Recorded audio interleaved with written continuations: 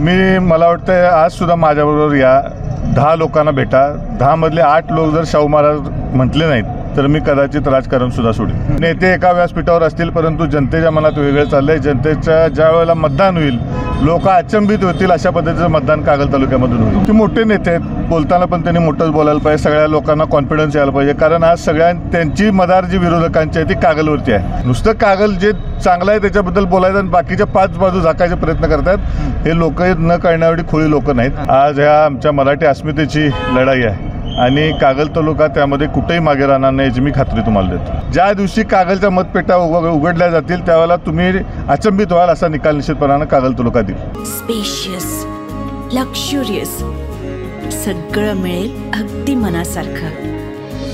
बटू builders यांचा नवीन गृहप्रकल्प गृहलक्ष्मी रचना। दर्शको नमस्कार। आखाडा लोकसभेचा आणि कौल जनतेचा हा आपला सुरू असलेला कार्यक्रम आणि त्या माध्यमातून घेत असलेल्या आपण प्रतिक्रिया। खरं बघायला गेलं तर या निवडणुकीमध्ये निर्णायक तालुका असणार आहे तो म्हणजे कागल तालुका, कारण कागल तालुक्यामध्ये सगळे नेते एका बाजूला आणि संजय बाबा एका बाजूला आहेत। एकंदरीत पहिली प्रतिक्रिया काय आहे आज अर्ज दाखल करताना? आज श्रीमंत छत्रपती शाहू महाराजांचा अर्ज दाखल करण्यासाठी कागल तालुक्यामधून जवळजवळ 250 गाड्यांचं ताफा घेऊन आज आम्ही इथं आलो आहे शाहू महाराजांना पाठिंबा व्यक्त करण्यासाठी।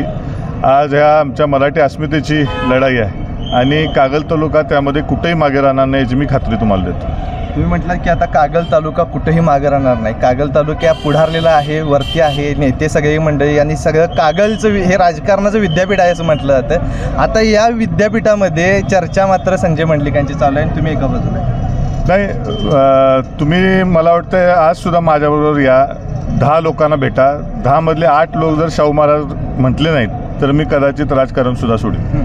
म्हणजे लोकांच्या प्रतिक्रिया विचारा, पुढाऱ्यांना तुम्ही विचारू नका। आज नेते मागच्या वेळेला संभाजीराजे ज्या वेळेला उभारलेले होते त्यावेळेला आम्ही सगळे नेते एका बाजूला होते परंतु जनता एका बाजूला होती। तीच पुनरावृत्ती शाहू महाराजांच्या बाबतीत होणार आहे याची मी तुम्हाला खात्री देतो। नेते एका व्यासपीठावर असतील परंतु जनतेच्या मनात वेगळं चाललंय। जनतेच्या ज्या वेळेला मतदान होईल लोक अचंबित होतील अशा पद्धतीचं मतदान कागल तालुक्यामधून होईल। तुमचं काय मत आहे की या निवडणुकीमध्ये लोक नेत्यांच्या मागे राहणार नाहीत? मी बाकीच्या तालुक्याबद्दल बोलत नाही, मी कागल तालुक्याबद्दल बोलतो। नाही माझा किंवा आजपर्यंत हे बघा कसं असते, आपण ज्या वेळेला लोकांच्या जात असतो त्यावेळेला आपल्याला अंडर करंट कळत असतो आणि आज तालुका आमचा जवळजवळ फिरून होत आला आहे आणि मला जो रिस्पॉन्स आदरणीय महाराजांच्या बाबतीत वाटतोय म्हणजे तो अतिशय समाधानकारक आहे। मुश्रीफ साहेब परवा बोलताना म्हणाले की आपल्याला कागलची काय भीती नाही, आपल्याला करवीर दक्षिण या भागामध्ये यंत्रणा जरा चांगल्या पद्धतीने लावायला पाहिजे, कागलची भीती नाही, याबद्दल काय?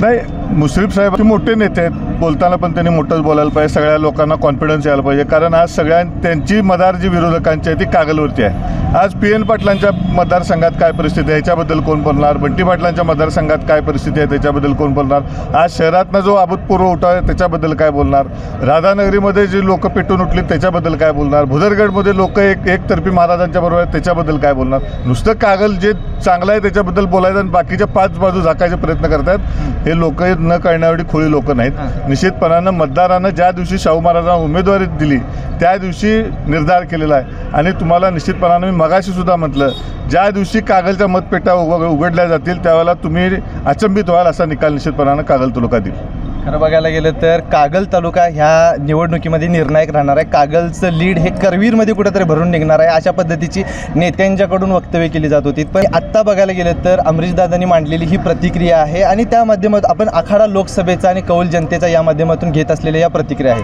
KK न्यूज चॅनलसाठी कॅमेरामन वैभव पाटील, सेमी अभिजित, धन्यवाद। अशाच नवनवीन अपडेट पाहण्यासाठी आमच्या KK न्यूज चॅनलला सबस्क्राईब करा।